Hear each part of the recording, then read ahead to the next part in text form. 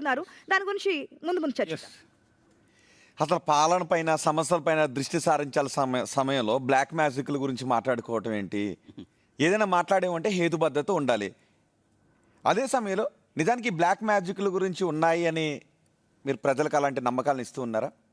ఒకవేళ నిజంగా బ్లాక్ మ్యాజిక్ల గురించి మాట్లాడితే సరిహద్దుల్లో నుంచి సైనికులను వచ్చేయమని అక్కడ మంత్రగాల్ని పెట్టి యుద్ధ విమానాలన్నీ తీసేసి ఆ నిమ్మకాయలని వీటిని పెట్టి బుంబుస్ అంటే మంత్రాలు చేయొచ్చేమో.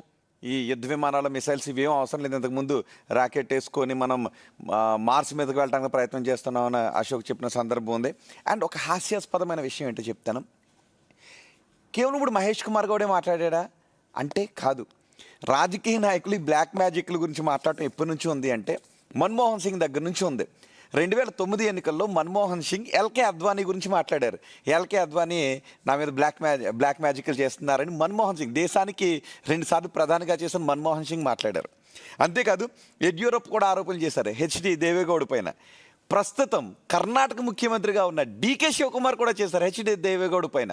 బ్లాక్ మ్యాజిక్ చేసినారు, గాడిదలను బలిచ్చాడు, ఇలా ఇక జయలలిత, నితీష్ కుమార్ ఇలాంటివి చేశారు. అంటే రాజకీయ నాయకులు కొన్ని సందర్భాల్లో ఎందుకు బ్లాక్ మ్యాజిక్ల అంశాన్ని తీసుకొస్తారో తెలియదు. పైగా కాంగ్రెస్కు ముఖ్యమంత్రిగా చేసిన మన్మోహన్ సింగ్ దగ్గర నుంచి ప్రస్తుతం టీపీసీసీ తెలంగాణ టీపీసీసీ అధ్యక్షుడిగా ఉన్న మహేష్ కుమార్ గౌడ్ వరకు ఈ బ్లాక్ మ్యాజిక్ల గురించి చెప్పడం అంటే కొంత హాస్యాస్పదంగా. రోహిత్, నేను అబ్సల్యూట్లీ సపోర్ట్ చేస్తాను ఈ ఇష్యూలో మాత్రం. ఎందుకంటే కాంగ్రెస్ డిఎన్ఏలోనే ఈ క్షుద్ర పూజల గురించి మాట్లాడటం ఉందేమో అనిపిస్తూ ఉంటుంది. కాంగ్రెస్ నాయకులు తిట్టుకోవద్దు దయచేసి, మీకు తెలియాలని చెప్తున్నాం. ఇలాంటి ఒక వేక్ అలిగేషన్స్ లాంటి అపోజిషన్ పార్టీస్ మీద చేయడం ద్వారా పార్టీ బలహీనపడుతుంది. ఆల్రెడీ రేవంత్ రెడ్డి గారు కష్టపడుతున్నారు. 6 గ్యారంటీస్ అమలు చేసి వచ్చే ఎన్నికలు ఎట్టి పరిస్థితుల్లో పార్టీని అధికారంలోకి తీసుకురావడానికి రకరకాల ప్రయత్నాలు చేస్తుంటే మీరు గాంధీ భవన్లో కూర్చుని ఇలాంటి ప్రెస్ మీట్లు పెట్టడం ద్వారా పార్టీని జనాల్లో ఇంకా బలహీనపరుస్తున్నారు. ఇంకా మూఢనమ్మకాల వైపు మీరు తీసుకెళ్తున్నారు. ఆయన ఏదో ప్రతి సంవత్సరం పోతూ ఉంటాడండి హరీష్ రావు ఆయన ఫ్యామిలీని తీసుకుని.